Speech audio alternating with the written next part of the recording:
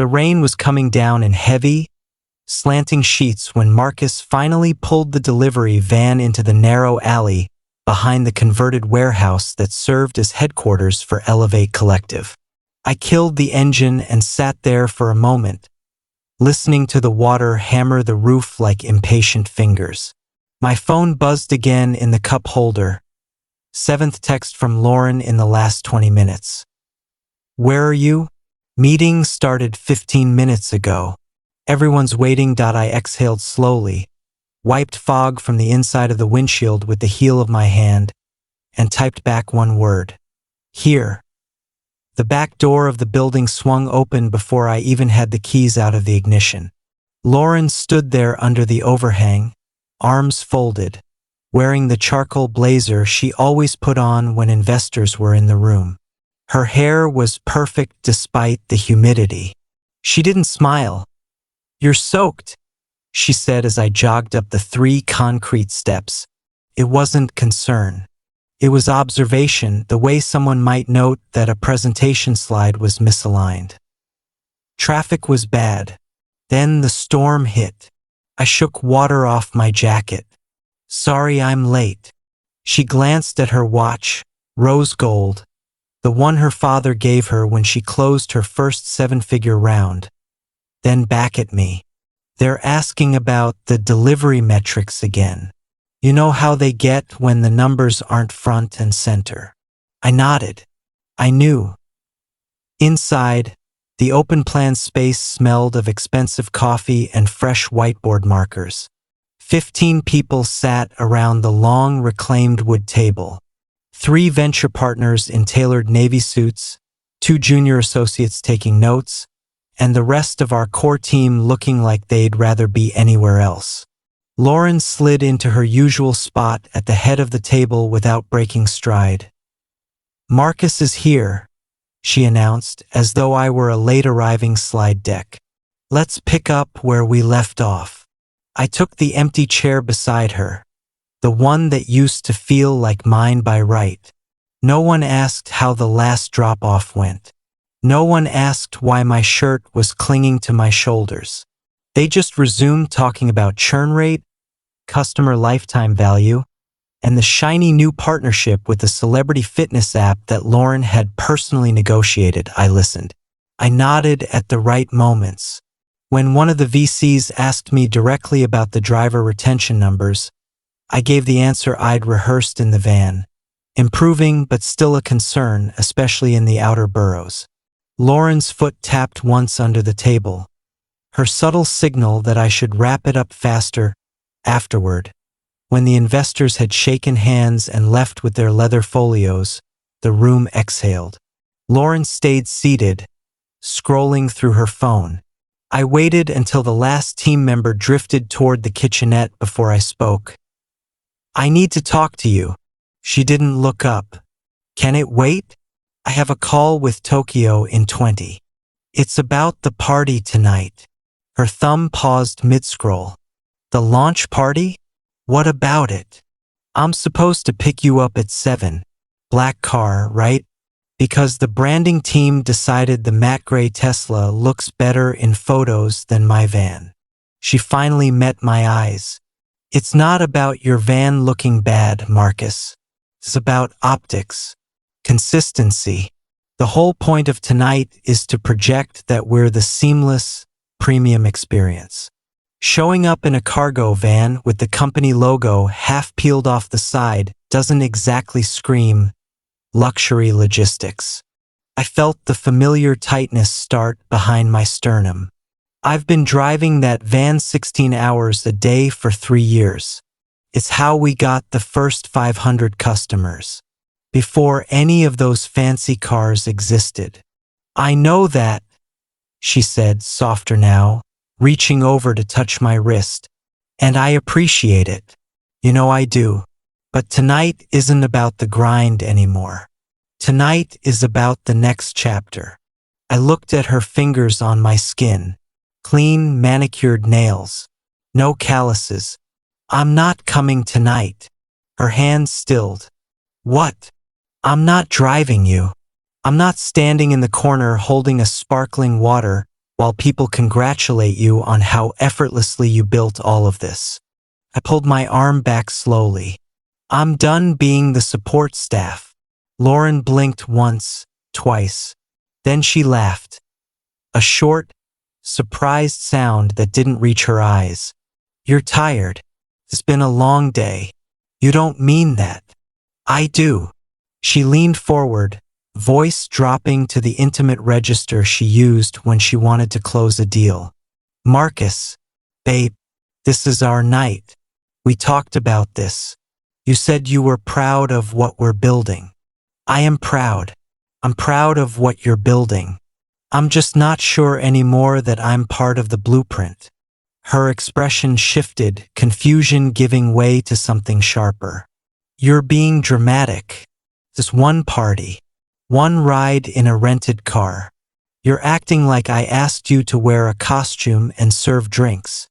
You didn't ask me to wear a costume, I said quietly. You just asked me not to be seen. The words landed heavier than I expected.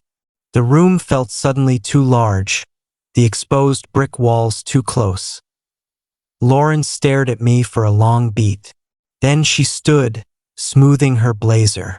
I have to take this call. We'll talk later. When you're not emotional. She walked toward the glass conference room at the far end, already lifting the phone to her ear. I watched her go, watched the way she squared her shoulders, reset her face, became the version of herself the world paid to see I didn't follow. Instead, I walked back through the rain to the van, climbed inside, and sat in the driver's seat with the door open, letting the water pool on the rubber mat. My phone lit up again. A calendar reminder. Launch party 7 p.m., the standard, Highline rooftop. I swiped it away. The apartment was quiet when I got home. Lauren's shoes, the tall black ones with the red soles, were neatly lined up by the door. Her laptop bag hung on its hook. Everything in its place that I went straight to the spare room we'd always called the office. Though neither of us ever really used it for work. My things were mostly there already.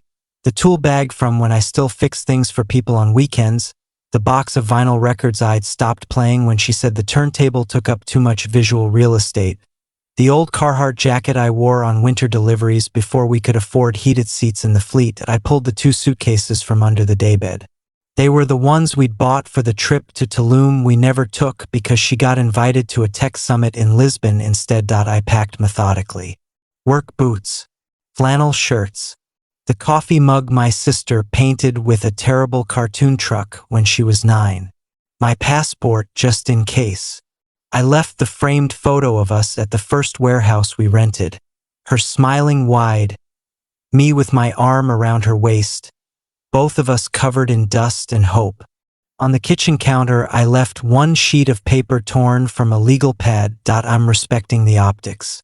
Hope the rented car photographs well. No signature. No explanation. Just the sentence and the silence underneath it. I loaded the suitcases into the van, locked the apartment door behind me, and slid the key under the mat the way we used to when we first moved in and kept forgetting it. Then I drove. Not toward the High Line. Not toward any rooftop. I drove west, past the glowing billboards, past the bridges, until the city thinned and the highway opened up. I didn't have a destination yet. I just needed distance. My phone stayed quiet for almost 3 hours. Then it started. First a text at 8:14 p.m. Hey, where are you? Everyone's asking. Then at 8:47, Marcus, this isn't funny. Call me. At 8:22 the calls began. I let them ring through. By 10:30 the voicemails started arriving. I didn't listen until I pulled into a rest stop somewhere in Pennsylvania, engine idling, rain still tapping the roof. Her first message was crisp, professional, the same tone she used with difficult clients. Marcus, I don't know what this is, but it's embarrassing. People noticed you weren't here. I had to make excuses. Just come back. We can talk in the morning. The second was shorter, angrier. You're seriously doing this? Over a car? Grow up. The third was different, softer, cracked. I got home. Your stuff is gone. The office is empty. I don't understand. Please just tell me where you are. I'm scared. I sat with that one for a long time. Then I deleted them all. The next morning I woke up in a roadside motel with thin walls and a flickering neon sign outside the window. I made instant coffee in the tiny machine, sat on the edge of the bed, and opened my laptop. There were 14 unread emails from Lauren, subject lines progressing from confusion to accusation to desperation. I didn't open them. Instead, I called my old dispatcher from the parcel company I'd worked at before Elevate. He picked up on the second ring. Marcus? Hell, man, it's been years. Yeah, you still hiring drivers? He laughed. Always. You coming back? If you'll have me. Doors open. When can you start? Tomorrow if you need me. I hung up, feeling something loosen in my chest. Not relief exactly. More like the moment after you finally exhale. 6 weeks later, I had a small studio above a hardware store in a town that still had a working movie theater on Main Street. Rent was cheap. The landlord didn't care what kind of vehicle I drove. I liked the quiet. The emails kept coming for a while. Then they slowed. Then they stopped. One Saturday morning in October, my phone rang with a number I didn't recognize. I almost didn't answer, but something made me pick up. Marcus? Her voice was smaller than I remembered. Lauren. A long pause. Traffic noise in the background. She wasn't at the apartment. I'm in Chicago, she said. We opened the new hub here last month. I thought maybe, I don't know. I saw you were back on the road. Someone posted a photo from the loading dock. You looked happy. I didn't respond. I messed up, she said quietly.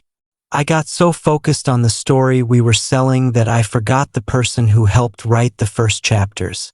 I'm sorry. I'm really, really sorry. I watched leaves skitter across the parking lot outside my window. I know you are. Can we meet? Just once? Coffee. No pressure. I just need to see your face when I say it. I thought about it. Really thought about it.